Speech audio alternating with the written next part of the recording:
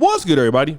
It's your boy, O'Shea Duke Jackson, back at it again with another episode of The Celebrity Junk. I want to give a shout out to brother Julius, who sent me this email on CNBC. It's a survey. And, I really want to talk about this. Is very, very important, right? And we are in the Omicron variant cycle right now. We've been dealing with COVID for 2 years. Many people have been out of work. Even investment stocks have been uncertain. People don't want to go back to work now. At first people were looking for jobs. Now folks don't want to go to work. Employers are having a tough time getting people to come to work. But one thing is for sure, despite the different strategies of online education and Zoom lectures, it's expensive to go to school in the United States. And I myself am a student loan holder. I don't even want to tell you what my medical school tuition is and what I have to pay to clear it. But it is a lot of money. 45 million Americans collectively owe $1.7 trillion in student debt.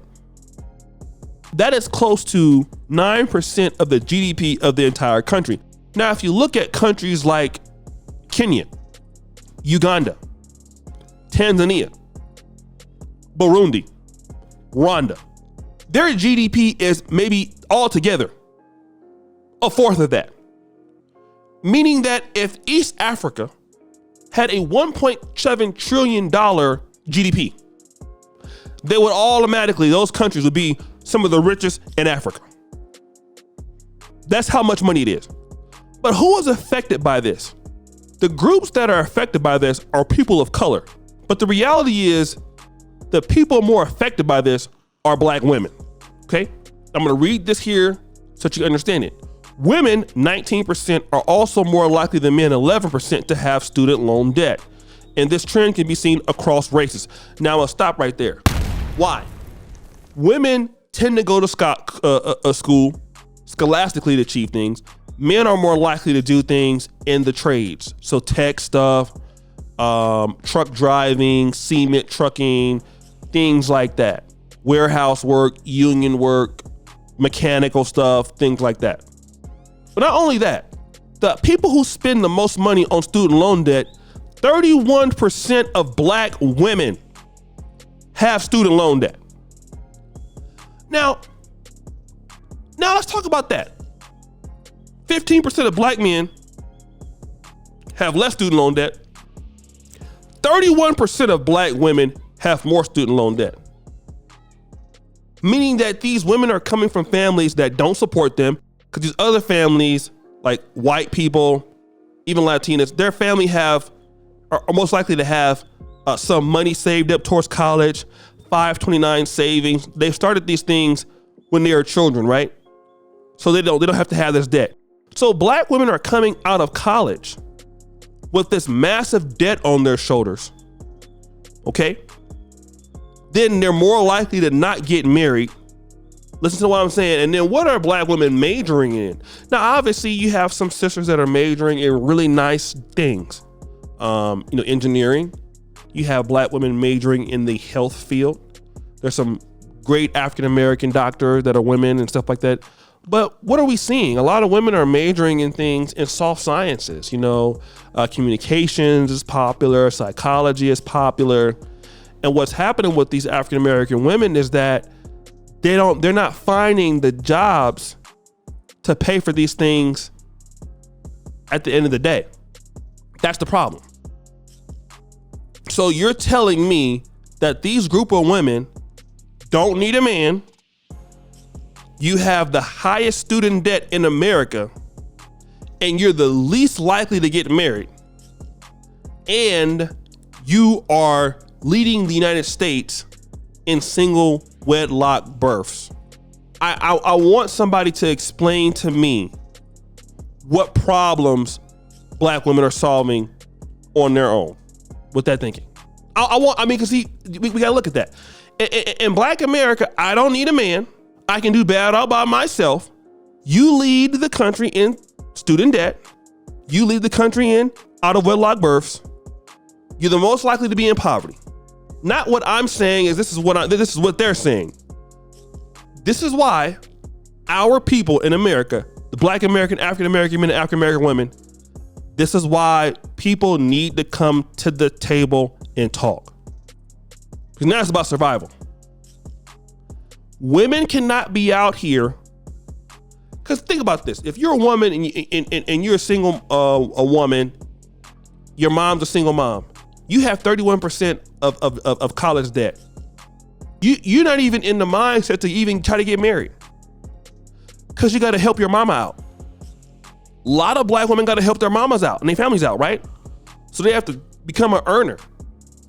At the same time, trying to become a mom, wanting to have kids with no financial literacy on the table. No way to build wealth really for themselves. Women have to be put in communities that are thriving to serve Black men and women in general. There has to be, women need resources. It's just the way it works.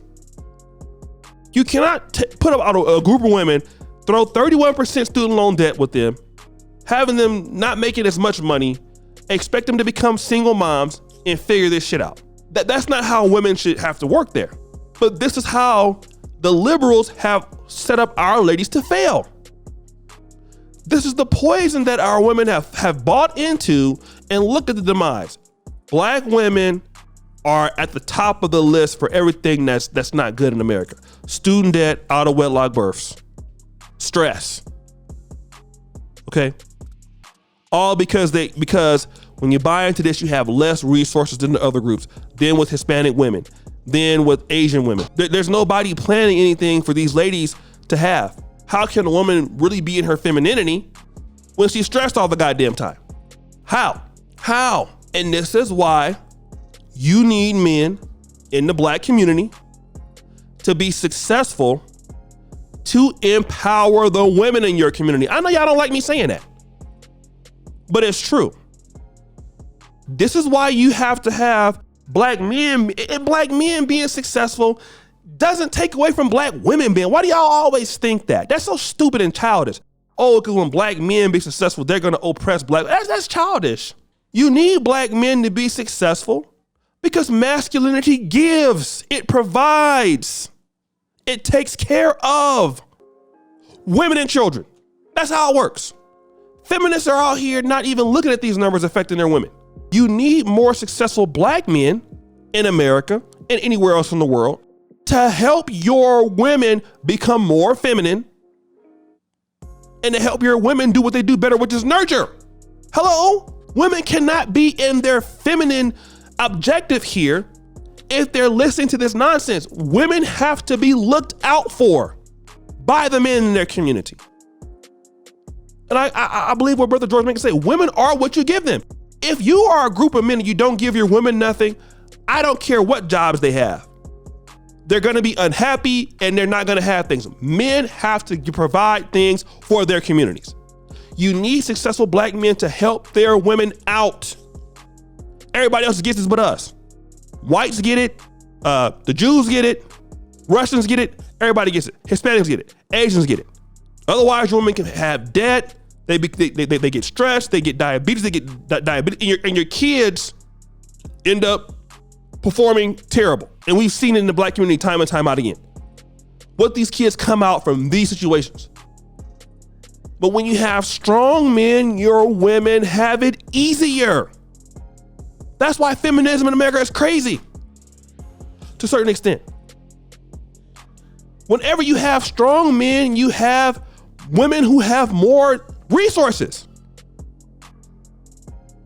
You need, and that's why you gotta stop looking down on men who didn't go to college and they went and got a trade. Black women gotta get out of looking down on blue collar men who are making a lot of money and they didn't go to college. That man don't have your student debt, boo. You should want to get with a man that ain't got no student debt. That's more help for you to accrue wealth. And we gotta have these conversations to help our people. But guys, what do you think? It's your boy, O'Shea Duke Jackson, back at it again with another episode of The Celebrity Junk. Really appreciate you for all that you do. Subscribe with the bell so you're the first come to the top. And as you know, the buffoonery remains an all-time high. I'm out.